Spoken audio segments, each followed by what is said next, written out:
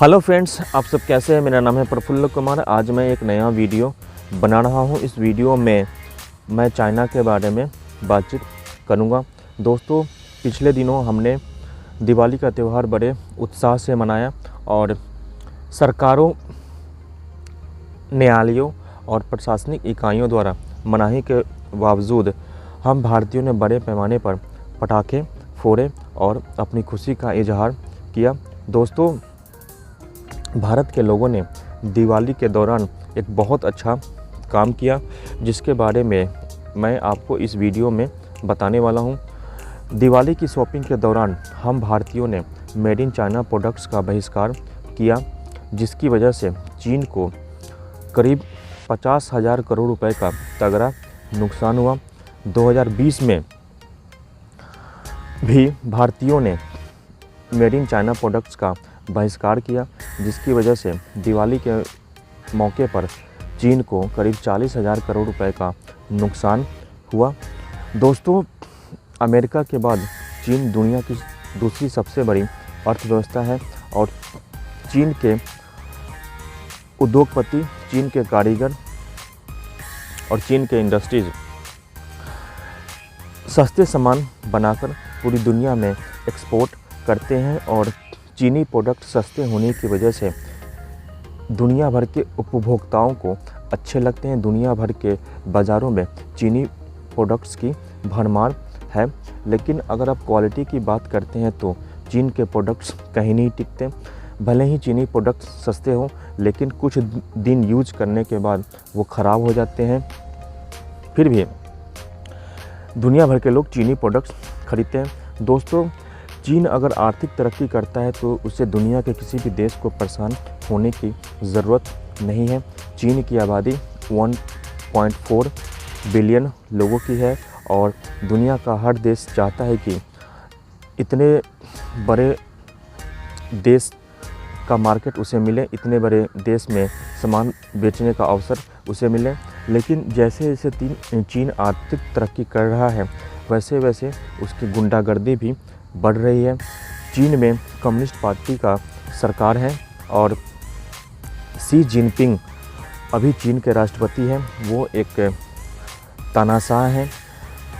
उनके शासनकाल में चीन की गुंडागर्दी काफ़ी बढ़ गई है।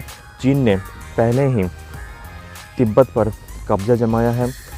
चीन भारत के अरुणाचल प्रदेश और सिक्किम को भी हड़पना चाहता है। समय समय पर चीन भारतीय सीमा में घुसपैठ करके गुंडागर्दी करता है। इसी तरीके से चीन रूस के व्लादिवोस्टोक शहर को अपना बताता है। चीन की कोशिश यह रहती है कि चीन अपने पड़ोसी राज्यों की ज़मीन को अवैध तरीके से कब्जा कर ले और पड़ोसी राज्य उस पर कुछ न बोले। यही कारण है कि चीन का लगभग सभी पड़ोसी देशों से झगड़ा चल रहा है और वैश्विक स्तर पर चीन की छवि एक गुंडे की बन गई है। दोस्तों, पिछले कुछ अरसों से दुनिया में जितनी भी महामारियाँ आई हैं, उस सब में चीन का योगदान है।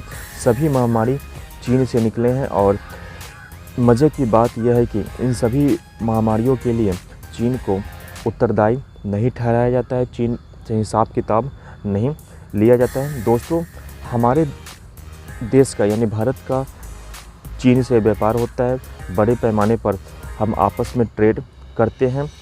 हम चीन को कुछ सामान एक्सपोर्ट करते हैं और चीन से बहुत सारा सामान मंगाते हैं।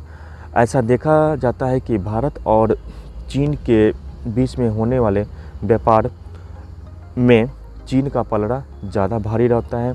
हम चीन को कम सामान एक्सपोर्ट करते हैं और चीन से ज़्यादा सामान मंगाते हैं। दोस्तों, इसका कारण यह है कि हम भारतीयों को चीन के सस्ते सामान की आदत लग गई है, जिससे हमारे देश को विदेशी मुद्रा का नुकसान हो रहा है। दोस्तों, चीन हमारा दोस्त नहीं है, चीन हमारा दुश्मन है और अगर हम चीन निर्मित प्रोडक्ट्स का इस्तेमाल करते हैं तो हम अपने देश का कहीं न कहीं नुकसान कर रहे होते हैं। दोस्तों, हम सभी भारतीयों को यह चाहिए कि या तो हम अपने देश में बने हुए प्रोडक्ट्स का इस्तेमाल करें। अगर हमारे देश में चीनी प्रोडक्ट्स का इंडियन रिप्लेसमेंट अवेलेबल नहीं है तो हम अन्य देशों के बने हुए प्रोडक्ट्स इस्तेमाल कर सकते हैं। दोस्तों, भारत में लगभग सभी देशों के प्रोडक्ट्स अवेलेबल है और हमारी कोशिश यह होनी चाहिए कि कम पैसों के लालच में हम चीनी प्रोडक्ट्स को न खरीदें, चीन के प्रोडक्ट्स का बहिष्कार करें। और जब हम चीनी प्रोडक्ट्स का बहिष्कार करेंगे तो चीन के हाथों से भारत के 1.3 बिलियन लोगों का एक बड़ा मार्केट निकल जाएगा। तब चीन को समझ में आएगा कि भारत से दुश्मनी करने का क्या नतीजा होता है। दोस्तों, यह काम हमारे और आपके ऊपर है और चीनी प्रोडक्ट्स का बहिष्कार करना सभी भारतीयों की सामूहिक जिम्मेदारी